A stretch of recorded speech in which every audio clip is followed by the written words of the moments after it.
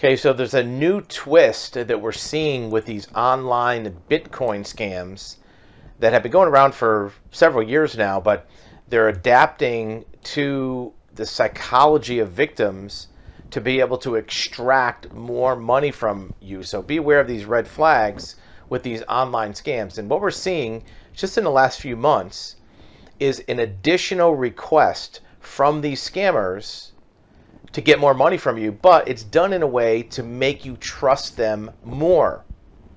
What these scammers are doing is offering an investment that makes you a lot of money, but they're also granting you a loan of money to put into this investment. So here's how this goes.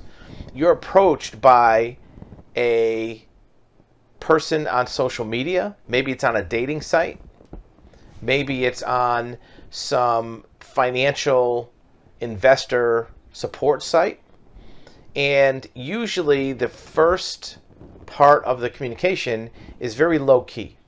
It's not trying to sell you anything. It's just telling you something that they made money with. It might be somebody on a dating site saying, hey, wish me good luck on this investment, or congratulate me, I just made 50,000. And they're not asking you for money. They're just saying, I made money with this deal. And they're hoping that you're going to take the bait and ask them about this investment. Or you might be on a social media site and they're going to say, look at this check, I just made 50,000 on this Bitcoin investment. And you're going to take the bait and ask them about it. Once you're in the conversation of talking about this investment, they're going to say, yeah, I doubled my money in 3 weeks on Bitcoin. There's this company. And they usually pretend like they're not part of the company, that they're just a third party investor that reap the rewards of this supposed great investment. And they tell you, look, this investment can double your money. All you got to do is put up $100,000. And you might resist a little bit putting up the money. Maybe you should give them some money, and that's good for them because they just took their first batch of funds from you. But if you resist coming up with that much money, they'll tell you, well, we'll loan you the money. We trust you. We'll grant you a loan for $150,000 to invest in this opportunity. And for a lot of people, that is a kind of show of trust from their end. It's a privilege. It's kind of ego that somebody's willing to loan you money, especially that much, 150,000. It's their way of starting to establish you trusting them. And if they start out the conversation by them giving you money in the form of a loan, it really flips the script. It changes the defensiveness or the skepticism you have because they're not asking you for money. They're giving you a loan, right? So they give you a loan. Now, they're not going to wire you money that you can just take and use for anything you want. You can't go buy a Ferrari with the money. They're giving you a loan specifically to use for this supposed investment. So they're going to show money transferred to your account. Now you have 150 in your account. And after 2 or 3 weeks, they're going to show it's up to 280,000, let's say, more than or close to double. And they're going to say, well, if you put in another 100,000, bring it up to 380, it'll double again, and you'll have $800,000. Now, they're going to ask for actual real money from you to fund your account. Not a loan, but to fund your account. And it's more likely you're going to give them money at this point because they've already fronted you money. They've already advanced you funds. They've given you money. They've trusted you. And if you resist, they're gonna ask the question, well, why don't you trust us? We trusted you in giving you this loan. And you won't trust us now to invest more? Maybe we'll call back our loan, right? So they're going to use psychology and manipulation on you in order to try to get you to send more money. This new twist of giving you a loan is a relatively new feature of this investment scam. So let's see where it goes next. So now you have this supposed investment that has, on paper, a high balance, hundreds of thousands of dollars, that they give you a statement, an account statement. You think that's your money. You think you have hundreds of thousands of dollars in an account somewhere. In reality, it's just all on paper. They just made it up on a spreadsheet. They did it in a way to try to entice you to give more money, to give more investment.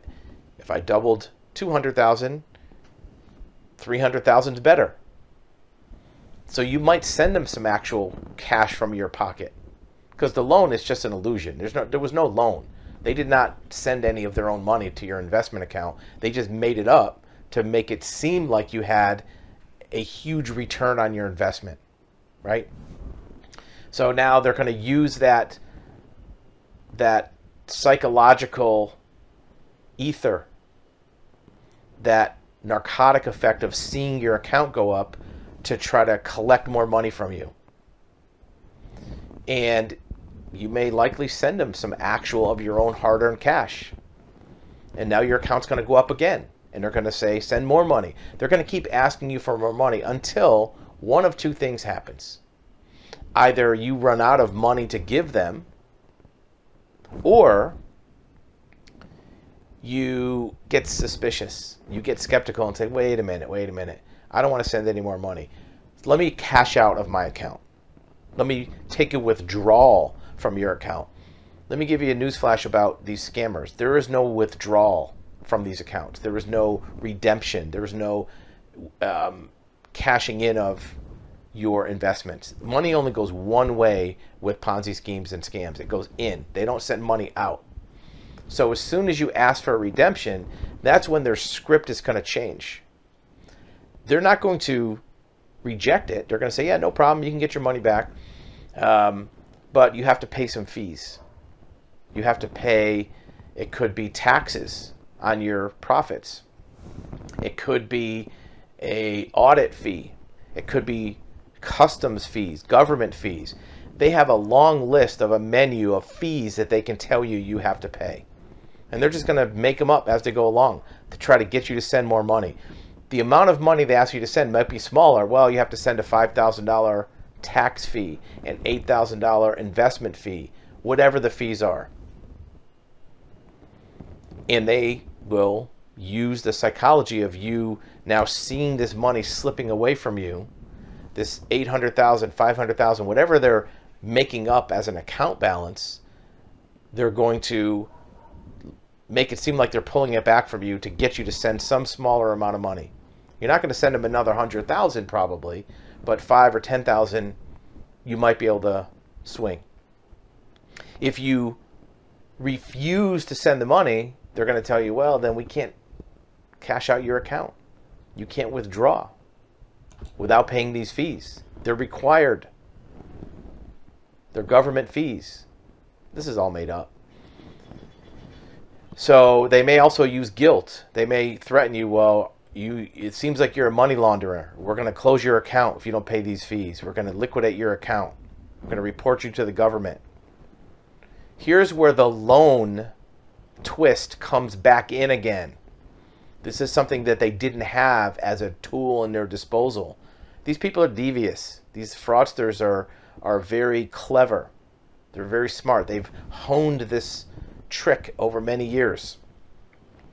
What they're going to do now is they're going to go back to your loan activity and say, well, we decided that we can waive your taxes. We can waive this fee. We can waive the audit fee. You don't have to pay those. We've decided, we talked to our board, we talked to the authorities, whatever, or we're paying it for you. So you can withdraw your money, we'll give it to you. But you have to pay back that loan first from a different account.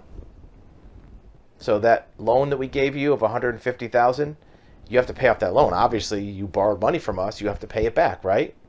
You're an honorable person, aren't you? They're going to appeal to your honor, your integrity to pay back the loan. And you might think, well, just pay it back out of the proceeds. No, we can't do that because of X reason. It might be regulatory, it might be financial, it might be a government reason, it might be money laundering. They're going to make up some reason why they can't just take your loan out of the proceeds of this investment. They're going to tell you you have to pay it separately from a different account. So you have to wire funds from a bank account. You might have to buy Bitcoin to pay off this loan. That's where this loan comes back in. The use of this mechanism of supposedly giving you a loan is twofold. Number one is to show trust at the beginning that they're giving you money. They're offering you an advance. They trust your integrity. The other reason for it is on the back end is a way to get more money from you. You have to pay off the loan first before you can get your money. So this is a new twist that they've come up with, and very rapidly this is being used in multiple different scams, online scams, usually Bitcoin or cryptocurrency. Almost all the scams now are cryptocurrency. But as soon as one of these scammers sees that this method works, now all of them are picking up on it. And this new loan wrinkle is working its way into all the scams. So there should be enough red flags about an investment being a scam that you wouldn't get into it anyway. But if you do see one where they start offering you this out of the blue loan with no strings attached, with no credit check, with no assets, with no collateral, that's another red flag to look at. And if it's a legitimate loan, you can tell them, well, why don't you just wire me the money? If you're going to loan me $150, wire it to me, and then I'll deposit it in this account. They certainly won't, but that's a way to prove that it's something to be skeptical of. Again, we're not financial advisors. We're not giving you financial advice or legal advice, but these are just things we see from clients and inquiries that call us up that have been victims of fraud. You know, we get 50 to 70 inquiries a day from people who have been victims of various frauds. Bitcoin scams, online scams, Ponzi schemes. And they all have the same elements. So over the years, we've seen thousands, probably tens of thousands of these. We're just repeating to you what we've seen. So as a prospective investor, if you haven't put money in yet, you can avoid it. Or if you're already in a scam, you can minimize your losses by not giving them any more money and then looking at options for asset recovery or looking at options for fraud refunds if you're already in a scam and have money. If you suspect that you're in a scam or in a fraud, you need to take 3 actions immediately. One action is to stop sending more money. Second action is maintain an open line of communication. Do not accuse them of being a fraud or a scam, because you might want to keep a positive conversation going. It might help you gather intel from them at a later date, or an investigator might be able to use that to gather intel. If you call them out and tell them that they're a scam and make them aware that you know what they're up to, you might not be able to get an open line of communication from them later that can help you maybe get some of your money back.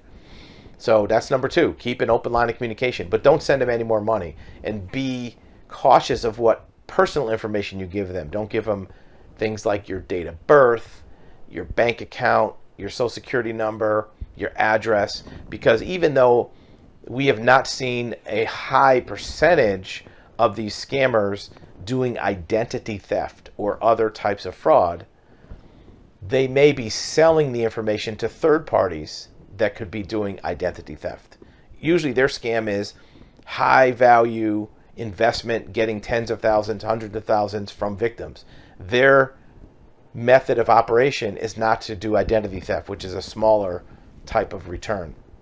But don't give them any information, just for your own safety. Number 3 is report it to IC3, Internet Crime, Cybercrime Commission. It's part of the FBI, IC3. Report it there. They're probably not going to do anything about it. They're not going to pick up your case and drop all their murder cases and run with your fraud case. But at least if it's reported, if they do later on find out that this is a large, wide-scale scam, you're already identified and logged in as a victim. And so if they do recover funds, then you're on the list. But they're not going to investigate your case by itself. And then after you do that, you can decide, do you want to go ahead with your own investigation of the case, whether you do it yourself or have an investigator do it. There's options you have for investigating your case for asset recovery, for fraud recovery, and depending upon the nature of your case, you can make that decision. But the main thing is to be aware of this new wrinkle of this fake loan that they give you to try to boost up your trust in them, but also a method later for them to ask you for some more money to pay off that loan, supposedly, to get the money out. And they make the money that you have appear to be very large. The rule of thumb that we see is a 3x, meaning it's a factor of 3. Whatever you've actually put in, they make it seem like your account is 3 times as big. If you put in $100,000 plus $150,000 loan, that's $250. They're going to show an account with somewhere around $750,000 or $800,000. It's very tempting for you to want to do everything you can to get that $750,000 out, because I'll bet you in your head you've already spent it mentally. You already know what you're going to use that $750,000 for. It doesn't exist. It's an illusion. But in your head, you've already planned on, I'm going to buy a house, a boat, a new truck, whatever, right? Pay off some bills. So you already have plans for it. So that illusion of what you're going to use the money for is what they use to draw you in more, to give more money. Why not give another $5,000 to get a free house? Why not give them another $10,000 in taxes in order to get a new boat, right? It's like they're using what is in your head as possible windfalls from this in order to elicit more money from you. It's psychological, what they're doing. Be aware of these scams. Be aware of this new loan wrinkle. Don't fall for it.